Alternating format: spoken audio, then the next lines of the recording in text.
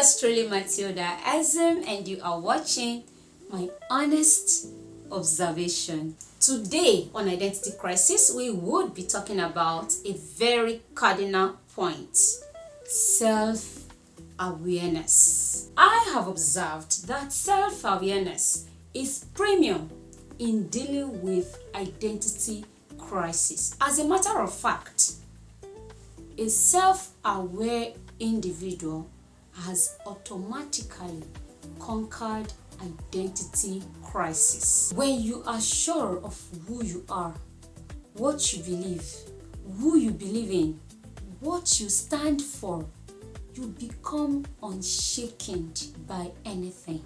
Progressing from last video, we asked a very important question: who are you? In order to be able to adequately answer the question, who are you, you must be self-aware. Where an understanding of self is lacking, your response will be shallow, just like mine was many years ago. Who are you? I don't know. So many people cannot predict what they are capable of doing, even when they are not under pressure. You should know, if not 100%, at least 70%. Self-awareness is highly important in anyone's identity. Where that is lacking, you see a confused fellow. What can you accrue to a cheating husband, or a cheating wife, or a double dating lady? It's lack of self-awareness. The Bible in the 7th verse of Ecclesiastes 10 talked about princes walking on foot while servants are riding on horses. What is that? Lack of self-awareness. Identity crisis. So many worries about body size, body shape, height, skin color is as a result of lack of self-awareness. So many oldies worry about their age. It is a blessing to age, to add more. Why do you bother to celebrate birthdays? It is a blessing. But for some people, especially if they are not married yet, oh my goodness, over 40, oh my goodness, it's as if the heaven wants to let loose. They want to do better, they will just say +1, +1, +1. I remember when I marked my last birthday, I wanted to mention my age, and my people were angry. No, don't. I had mentioned some years back. Anyways, if you go back to the video, you will see it. I can't hide my age. What for? It's a blessing. So, self-awareness will keep you from worrying unnecessarily. So many oldies worry about their age, and I'm like, why? Don't you want to get old? Once upon a time, nobody calls me auntie. But now, even the people I do not expect to call me auntie, calls me auntie. Some say when they want to disrespect, they'll say auntie. That is to tell you that you are really, really getting old. And I welcome it with full chest. It's a blessing to age. That doesn't mean you shouldn't look good. Carry yourself. Be fine. Look good. Take care of your body, because your body is the temple of the Most High God. There's no better way to explain it. Your body is the temple of God. I mean, you should worship it. What do you do in a temple? You worship, right? You worship in a temple.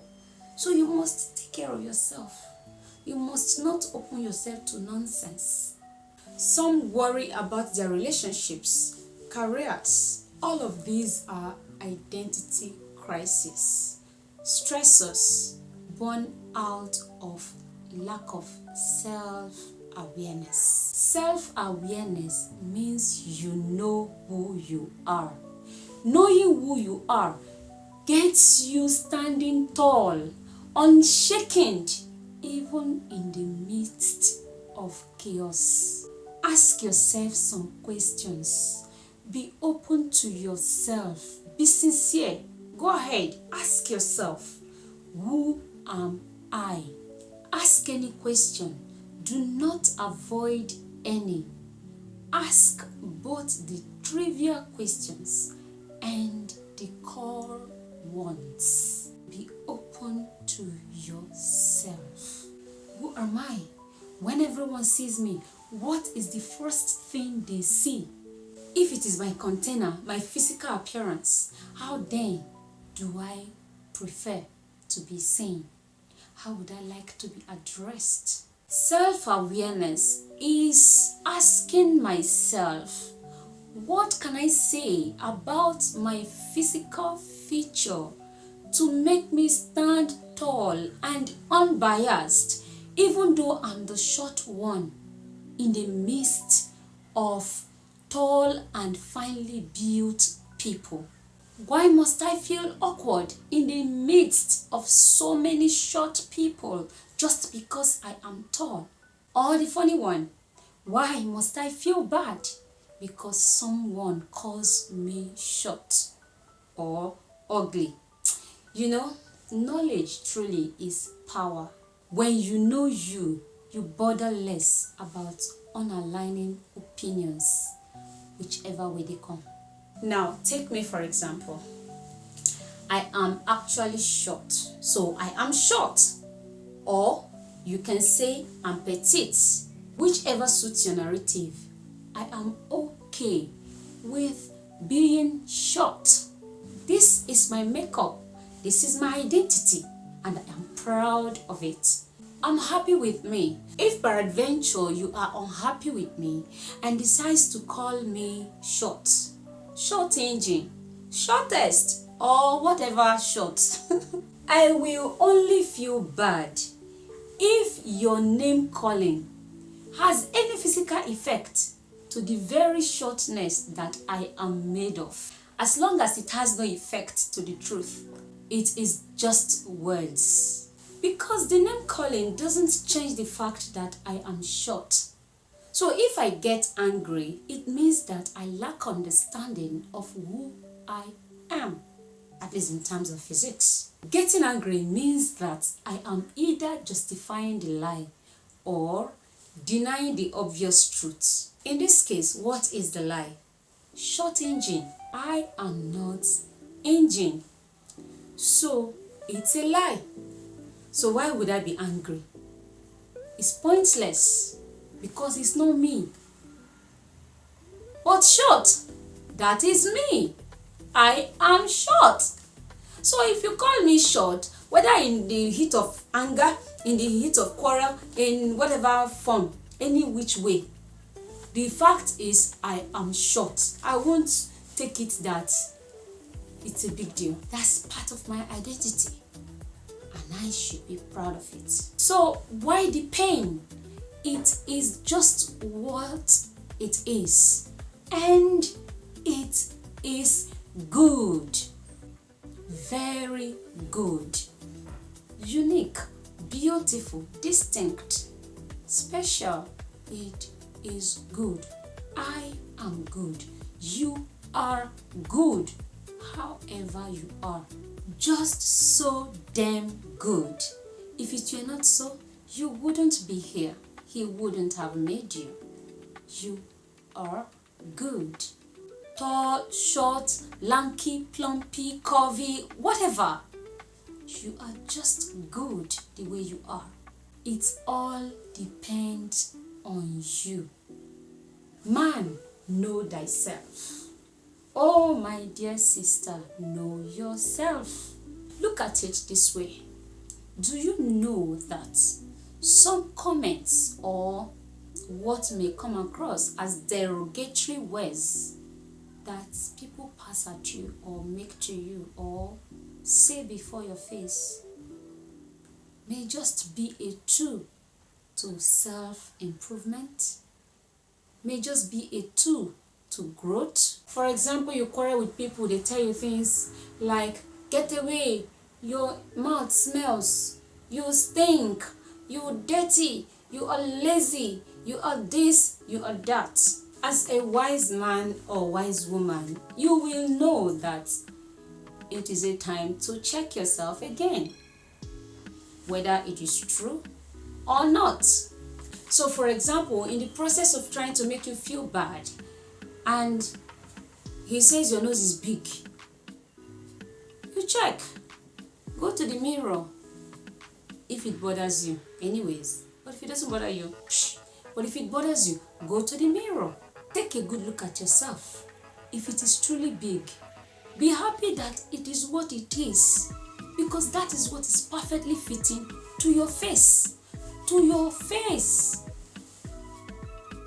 and be sympathetic to the ignorance of that person, because what he or she is trying to say is that God probably made a mistake.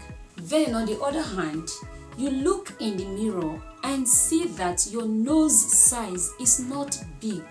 Simply sympathize with him or her, because that person obviously needs help, claiming to see what is not. But if, for example, they have insulted you in quotes or made a derogatory comment saying your mouth stinks, your mouth smell, or you smell, don't brush it aside. As a wise person that you are, with self-awareness, you will check, introspect. Am I smelling? Does my mouth stink? Or you ask someone close to you to help you check. You need feedbacks. To get better, sometimes you go extra mile. Don't be shy. Your mouth stinks, and it confirms that, oh, it's true. And you do something about it, and your mouth stops to smell. That is growth. That is improvement. That is self-awareness. Because it is possible for your mouth to stink without you noticing. But if after you have checked and even asked a loved one to help you confirm, and the answer comes no, as you have perceived, then you sympathize with that person's ignorance. Lazy man, get a life. And instead of you to assess yourself, ask yourself, are you lazy? If yes, then change. Why? Because it is bad to be lazy. Even Proverbs 21:25 says that the desire of the lazy man kills him, because his hands refuse to work. So if it is true, get a life for real. Start working. Start doing something good to earn a living. It may not befit your qualification, but just work. If on the contrary, you are not lazy, you are working, but it's just that the big break hasn't come, be contented. Be happy. Keep working. You are good. Pay no attention, because you are wise. Self-awareness means that you have gained understanding of who you are. It means that you can confidently talk about your habits, your emotion, your desires, and your values with utmost understanding. Self-awareness is a very deep topic under identity crisis. So we'll leave it here for today. Till next week. Please, you have any comments, don't hold back. Please drop it like it's hot. See you next week. Bye for now.